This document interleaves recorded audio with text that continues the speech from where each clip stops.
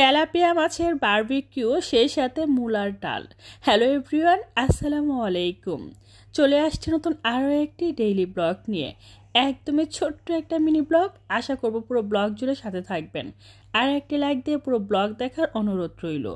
আমি এখানে পরিমাণ মতো মসুরির ডাল নিয়েছি আর ডালটা খুব ভালোভাবে ধুয়ে ক্লিন করে নিচ্ছি। একদম সুন্দর করে ধোয়া হয়ে গেলে আমি এখানে পরিমাণ মতো পানি নিয়ে চুলায় বসিয়ে দিব। সেই সাথে চুলার জালটাও ধরিয়ে দিচ্ছি। আর আগে থেকে যেটা করছিলাম, ফ্রোজেন তেলাপিয়া মাছ ফ্রিজ থেকে নামিয়ে পানির মধ্যে ভিজিয়ে নিচ্ছি। একটা মাত্র মূলা ছিল, তো এই মূলা দিয়েই ডাল রান্না করব। ডালের মধ্যে দিয়ে দিচ্ছি স্বাদ মতো নুন, সামান্য পরিমাণ হলুদের গুঁড়ো, ধনিয়া গুঁড়ো। এবার একটু লাল মরিচের গুঁড়া দিয়ে দিচ্ছি, সেই সাথে রসুন আর পেঁয়াজ বাটা। এবার একটু নেড়ে চেড়ে দিচ্ছি। আজকে এই মসুরি ডাল রান্না করব মূলা দিয়ে। আচ্ছা, মূলা দিয়ে কি কেউ কখনো ডাল রান্না করে খাইছেন? তো এই যে কিছুটা কাঁচামরিচা ফালি দিয়ে আমি অনেকটা সময় নিয়ে বলক নিয়ে আসব। তারপরে যেটা করব, ডালটা একটু খুব ভালোভাবে ঘুটে দিচ্ছি। আসলে ডাল ভালোভাবে না ঘুটে দিলে ডালটা কিন্তু একদম ম্যাশ হয় না, তাই না? যাই হোক, ঘোটাঘুটির কাজ শেষ। এবার দিয়ে দিচ্ছি মূলা। তো এই যে মূলাটা আমি এরকম করে কেটে নিয়েছিলাম আর সবটুকুই দিয়ে দিচ্ছি। এবার এটা খুব ভালোভাবে সিদ্ধ করার জন্য রান্না করে নিচ্ছি। সেই সাথে টমেটো, কাঁচামরিচ ফালি এগুলোও দিয়ে দিচ্ছি। একটু নেড়ে চেড়ে দিচ্ছি। তারপরে যেটা করব, সময় নিয়ে রান্না করে নিব। আর অনেকটা সময় নিয়ে সুন্দর করে ডালটা রান্না করা হচ্ছে। আসলে মূলাটা সিদ্ধ করা হবে, ডালটা তো নর্মালি অনেকটা সময় নিয়ে জাল করা হয়েছে, তাই না? তো যাই হোক, এক পর্যায়ে কিন্তু মূলাও সিদ্ধ হয়ে গিয়েছে। এবার আমি বাগার দিব।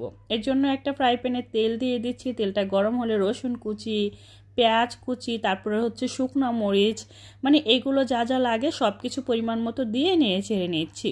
একদম বেরেস্তার মতো করে নিব, মানে একটু ব্রাউনিশ কালার হতে হবে। তারপরে যেটা করব, আমি এই যে বাগারের জিনিসটা, এটা আমি সরাসরি ডালের মধ্যে দিয়ে দিব। এই তো দেখতেই পাচ্ছেন, আসলে এই বাগারটাই কিন্তু পুরো টেস্টটা নিয়ে আসে, তাই না? তারপরে ধনিয়া পাতা কুচি দিয়ে দিচ্ছি একদম লাস্ট পর্যায়ে।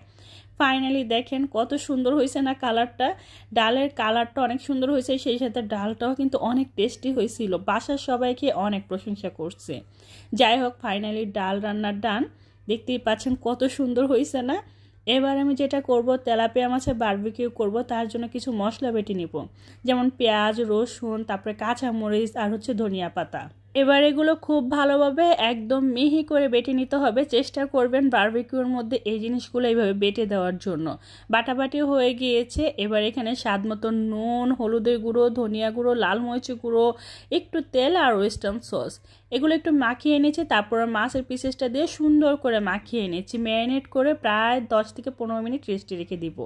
এরপর একটা ফ্রাই প্যানে তেল দিয়ে দিচ্ছি। তেলটা গরম হয়ে গেলে ম্যারিনেট করা মাছের পিসেসটা দিয়ে দিচ্ছি। তারপরে কিছুক্ষণ পর এটা আমি উল্টে নিচ্ছি। এবার এটা সুন্দর করে উল্টে দিচ্ছি। আর এই মাছের পিসেসটা উল্টে পাল্টে খুব ভালোভাবে ফ্রাই করে নিতে হবে। আর যে ওই যে কিছুটা গ্রেভি থাকে না, ওইটা আবার মাছের উপর দিয়ে ঠিক এইভাবে দিয়ে দিচ্ছি। এতে করে মাছের এই বারবিকিউটা অনেক বেশি টেস্টি হয়। আর একটু পরপর সুন্দর করে কিন্তু উল্টে পাল্টে দিতে হবে। আর এই যে ওয়েস্টার্ন সসটা দেওয়ার কারণে কিন্তু একটু বেশি মানে পোড়া পোড়া দেখা যাচ্ছে, আসলে এটা পোড়া পোড়া না, সসের কারণে ব্যাপারটা এরকম। তো দেখতেই পাচ্ছেন সুন্দর করে ফ্রাই করা হয়ে গিয়েছে। এবার যেটা করব, একটা পাত্রের মধ্যে গরম গরম ভাত নিয়ে নিচ্ছি। তারপরে নিয়ে নিচ্ছি এই যে তেলাপিয়া মাছের বারবিকিউ। এত বেশি মজা হয়েছিল এটা খেতে, কি আর বলবো।